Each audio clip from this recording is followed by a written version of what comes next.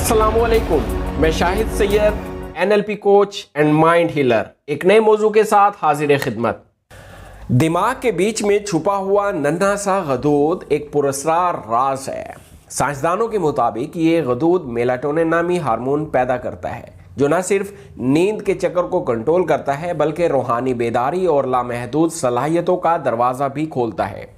और ये है पीनियल ग्लैंड, या जिसे मुख्तलिफ कदीम तहजीबों में थर्ड आई और रूहानी दरवाज़ा भी कहा गया है।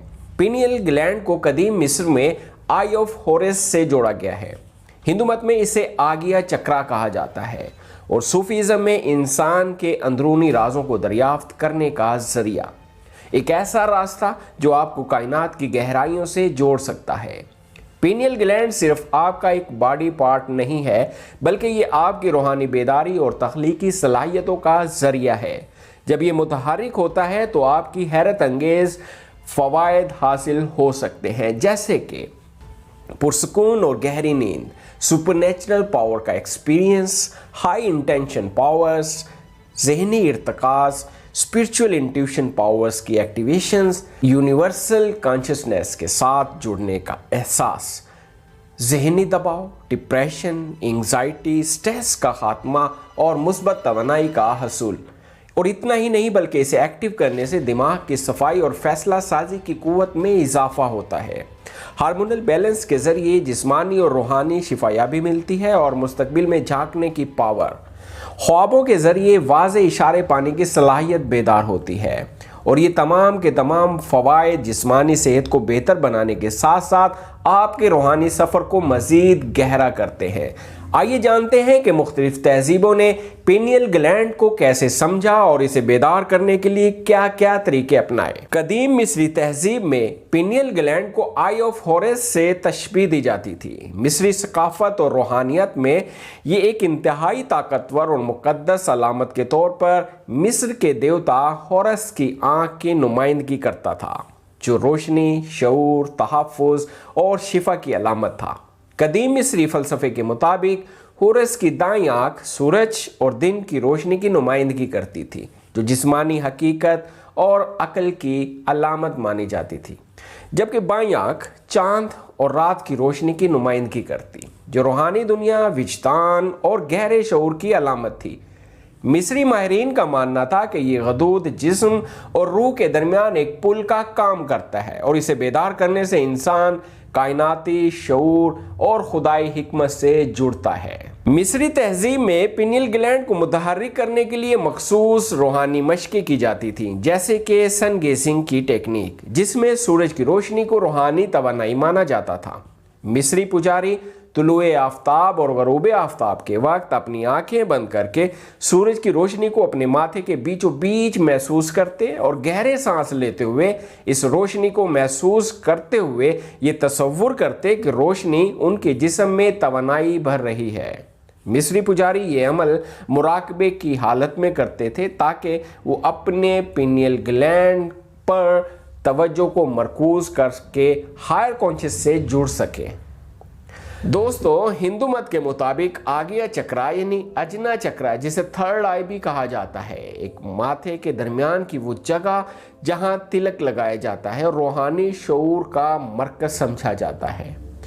ये चक्रा पीनियल ग्लैंड से जुड़ा हुआ है और इसे हुक्म देने वाला चक्रा भी कहा जाता है। हिंदू फलसफे के मुताबिक आगिया चक्रा का ताल्लुक विजदान यानी इंट्यूशन, रूहानी शऊर और कायनाती इल्म से है और इसे मुतहर्रिक करने के लिए मुख्तलिफ योग और मशक़ें मौजूद हैं, जैसे कि ख़ास मेडिटेशन जिसमें पुरसकून माहौल में बैठकर आगिया चक्रा पर तवज्जो को मरकूज करना और तसव्वुर करना कि एक रोशनी की किरण माथे के दरमियान दाखिल हो रही है और पीनियल ग्लैंड को रोशन कर रही है। इस अमल को मुसलसल गहरे सांस लेते हुए हर सांस के साथ रोशनी को मजीद गहरा महसूस करते जाना। हिंदू मत में इसके अलावा ओम का मंत्र भी इंतहाई ताकतवर समझा जाता है।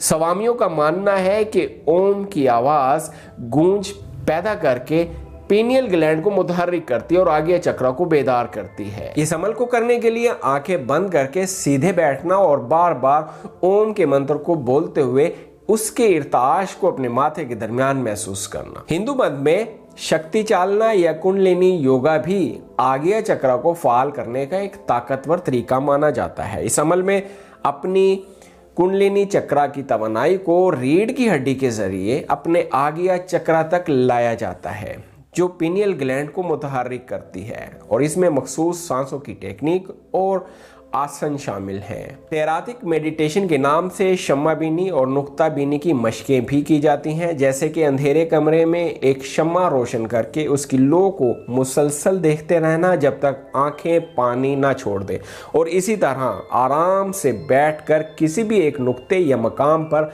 अपनी नज़रों को मुसलसल जमाए रखना। हिंदू मत में प्राणायाम यानी सांस की मशकें जैसे नडी शोधन थर्ड आई को फाल करने में मददगार मानी जाती है, और इस अमल को करने के लिए आराम से बैठकर दाएं नथने से धीरे धीरे सांस लिया जाता है और अपने बाएं नथने से धीरे धीरे छोड़ा जाता है, और फिर बाएं से सांस लिया जाता है और दाएं से छोड़ा जाता है, और इस अमल के दौरान अपनी सारी तवज्जो माथे के दरमियान आज्ञा चक्र यानी थर्ड आई के मकाम पर मरकूज रखी जाती है। खातिन हज़रात, बुद्ध मत के पैरोकार पीनियल ग्लैंड को ज़हनी यकसुई और माइंडफुलनेस के जरिए बेदार करते हैं। विपासना बुद्ध मत की एक कदीम टेक्निक है जिसका मतलब है चीज़ों को वैसे ही देखना जैसे वो है।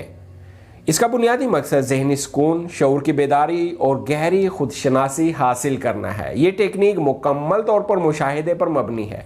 बुद्ध मत की इस्तिलाह में जब इंसान अपनी तवज्जो शऊरी तौर पर एक जगह मरकूज करता है, जैसे अपनी सांसों पर और अपने जिस्मानी एहसासात पर, तो दिमाग में तवानाई का बहाव बढ़ता है। बुद्ध मत का मानना है कि विपासना मेडिटेशन की हालत में पीनियल ग्लैंड रोशनी और शऊर की गहरी सतहों के साथ हम आहंग होता है, जो मेलाटोनिन और दीगर न्यूरोकेमिकल्स की पैदावार को बढ़ाता है। विपासना मेडिटेशन के लिए पुरसकून जगह का इंतखाब किया जाता है और रीढ़ की हड्डी को सीध में रखकर बैठा जाता है। आंखें बंद करके अपनी सांस के अमल पर तवज्जो मरकूज की जाती है। सांसों को वैसा ही बिना किसी तब्दीली के लेते हुए सिर्फ महसूस किया जाता है। इसके बाद अपने तमाम जिस्म में पैदा होने वाले एहसासात का एक ऑब्जर्वर की तरह सिर्फ मुशाहिदा किया जाता है, और इसके बाद अपनी सारी की सारी तवज्जो अपने माथे के दरमियान यानी थर्ड आई के मकाम पर मरकूज करके तसव्वुर किया जाता है कि एक रोशन, सफ़ेद और सुनहरी रोशनी पेनियल ग्लैंड को जगमगा रही है, और ये तमाम ख्यालात और जज्बात से बालातर होकर सारी तवज्जो सिर्फ अपने जिस्मानी मुशाहिदे पर मरकूज रखने से ये मश्क पीनियल ग्लैंड को मुसलसल तवानाई फराहम करती है।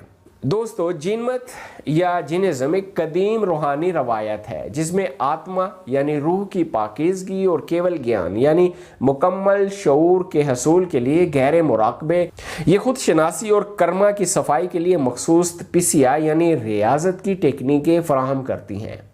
जैसे जीन मत में सेमेक तवा यानी सच्चाई की समझ पाने की मेडिटेशन अहम मानी जाती है, जिसमें जहन को मुकम्मल सुकून में ले जाकर दुनियावी ख्यालात से पाक किया जाता है, और इसके बाद मुख्तलिफ ध्यान की मशकें की जाती हैं। जैसे किया योग ध्यान है जिसमें जिस्मानी हरकत और सांस की तवज्जो के ज़रिए जिस्मानी और रूहानी तवानाई पर मरकूज किया जाता है, और ये बिल्कुल बुद्ध मत के विपासना मेडिटेशन से मिलती है। इसके बाद है प्रश्न ध्यान जिसमें सवालात की सूरत में शऊर की बुलंदियों को हासिल किया जाता है, यानी खुद से सवालात किए जाते हैं।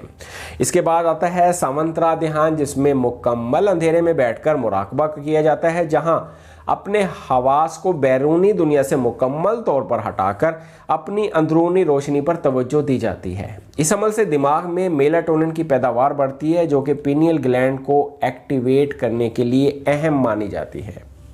इसके अलावा जीन मत में मानपयोग बहुत अहम मराकबा माना जाता है, जिसका मतलब है कि अपने तमाम मनफी ख्यालात और जज्बात से बचना और जहन को आला रूहानी तसव्वुरात पर मरकूज रखना। जीन मत में ही ओम की तरह एक मखसूस मंत्र का जाप भी है जिसे नमोकार मंत्र कहा जाता है, जो कि दिमाग के इर्तिकाज़ को बढ़ाता है। ब्रह्मचार्य यानी रूहानी नज़्म ज़ब्त और ख़ुद पर काबू पाना जीन मत में एक अहम असूल है, और ये अपनी जिनसी तवानाई को काबू में रखने और इसे रूहानी बेदारी के लिए इस्तेमाल करने का एक तसव्वुर है। जीन मत में हिंदू मत की तरह आंखों को एक नुक्ते और रोशनी पर मरकूज करने का अमल भी शामिल है और ये पेनियल ग्लैंड को बराह रास्त मुतहर्रिक करने के लिए मुफीद समझा जाता है।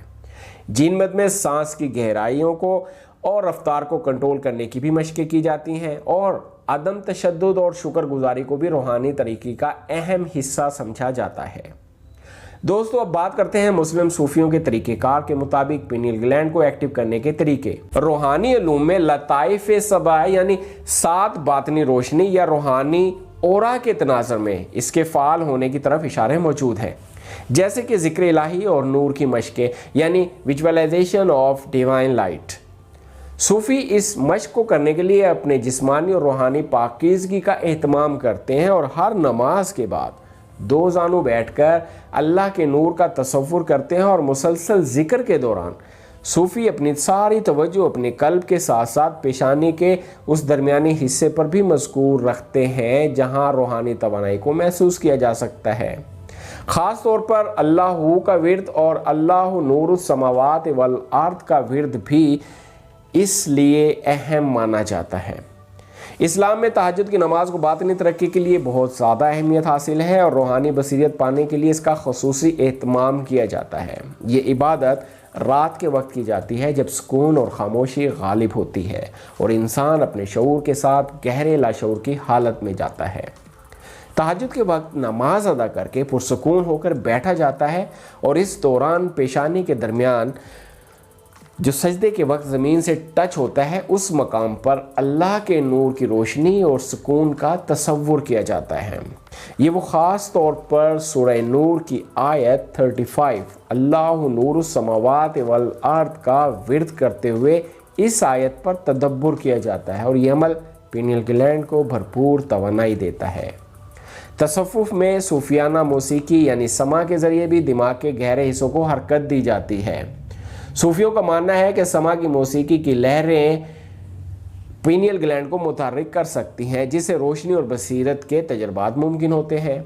सूफीज़म में रियाजत यानी सेल्फ डिसिप्लिन और मुजाहिदा यानी स्पिरिचुअल स्ट्रगल को भी रूहानी शऊरी बेदारी के लिए लाजमी समझा जाता है। जिस्मानी और रूहानी तौर पर पाकीज़गी हासिल करने के लिए कसरत से रोज़े रखना, ज़िक्र व अज़कार का एहतमाम करना और ख़ुसूसी नफ्स कुशी की मशक़ें की जाती हैं जो दिमाग को साफ़ और पिनियल ग्लैंड को एक्टिव करने में मदद देती हैं। ये रियाजत और मुजाहिदे करने वाले सूफियों की वजदानी क़ुव्वत यानी इंट्यूशन और बसीरत यानी इंसाइट में बहुत ज़्यादा इजाफा करने का बाइस बनती हैं। तो दोस्तों, ये तमाम तरीके इंसान की बातिनी दुनिया को रोशन करने और हकीकत के करीब ले जाने का ज़रिया समझे जाते हैं।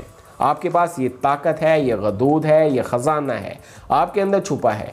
कोई भी तरीका लगाएं और इसे बेदार करें, अपनी रूहानी सलाहियतों को जगाएं और अपनी ज़िंदगी को वो गहराई दें जिसका आपने कभी तसव्वुर नहीं किया।